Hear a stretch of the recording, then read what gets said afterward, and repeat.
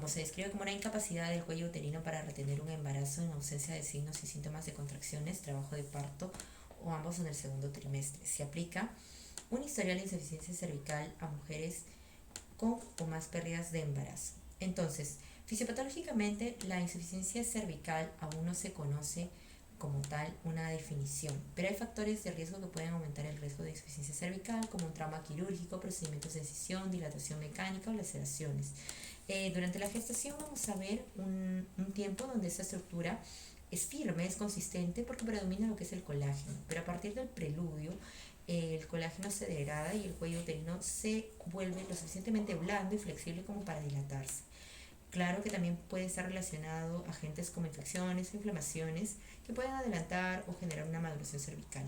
Factores de riesgo como anomalías del colágeno, anomalías uterinas o una variación biológica, o antecedentes obstétricos como pérdidas recurrentes del embarazo en el segundo trimestre, roturas prematuras de membrana anteriores del trabajo de parto o embarazos previos con una medida de longitud cervical menos de 25 antes de las 27 semanas de gestación.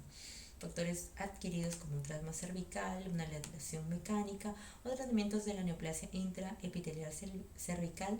Vamos a encontrar sobre todo, por ejemplo, lo que es el trauma cervical asociado a resultados de un trabajo de parto anterior, como por ejemplo, lo que es un trabajo de parto espontáneo, el uso de forceps. En el trabajo de parto espontáneo, toda la laceración previa, un parto precipitado, puede debilitar lo que es el cuello uterino, una dilatación mecánica como dilatación, curetaje, una evacuación o interrupción del embarazo, histeroscopías o tratamientos de neoplasias intraepiteliales cervicales, como una biopsia de cono, es un factor de riesgo para el parto prematuro.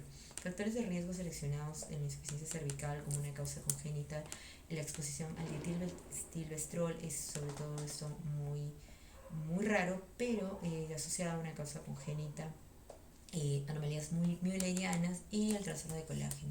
En la clasificación encontramos la incompetencia anatómica y funcional, sobre todo lo que es la infuncional, para acá mencionar la pérdida de la tonicidad, de la acción tipo esfínter que presenta lo que es el cervix uterino, asociado a defectos sí de los conductos müllerianos, pero básicamente vamos a encontrar acá unos efectos hormonales con una alta cantidad de relaxina y baja progesterona. Entonces vamos a tener lo que es para el diagnóstico una paciente con un antecedente de dilatación cervical indolora que va a referir esto en el primer trimestre con una expulsión, perdón, en el segundo trimestre, generalmente antes de las 24 semanas, sin contracciones ni ausencias de otra patología, como infecciones, sangrados o rupturas.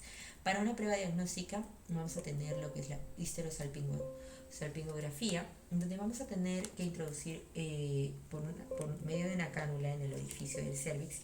Vamos a encontrar un ensanchamiento del orificio interno mayor de 6 milímetros haciendo el diagnóstico, ¿no? Vamos a ver, por ejemplo, en esta imagen lo que es el contraste que se va por todo el orificio, ¿no? El test de Palmer, donde vamos a ver por el paso sin dificultad a través del orificio cervical, los dilatadores de Hegar número 8 y el test de Berman y Speneru, que pasa una sonda Foley a través del canal cervical, se inyecta 1 mililitro de agua, se realiza una tracción inferior a 600 gramos y existe una insuficiencia cervical si las ondas salen fácilmente. Para el diagnóstico tenemos diferentes criterios, son criterios de ecografía, si es menor de 25 milímetros antes de las 24 semanas, también a la evaluación del examen físico, una especuloscopía o un examen por historia clínica, ¿no? Dilatación cervical indolora que conduce a nacimientos recurrentes. Clínicamente, entonces, si tenemos una paciente y evidenciamos un OSI con una dilatación de 1, vamos a considerar, si no hay contracciones, y si no hay signos de infección, considerar lo que es un cerclaje de emergencia. Pero si hay contracciones, lo consideraremos una amenaza de trabajo de parto.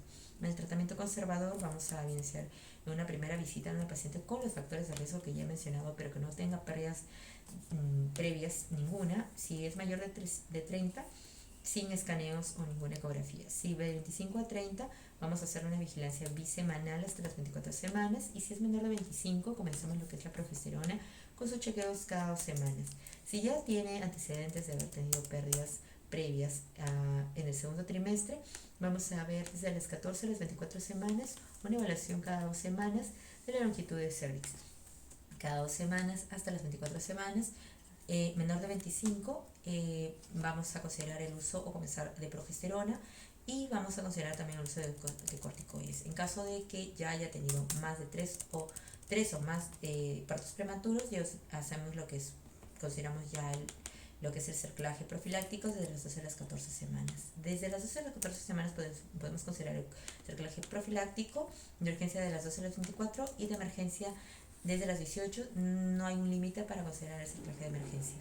Si hubiera alguna duda o consulta, pueden hacérmela saber. Muchísimas gracias por su atención.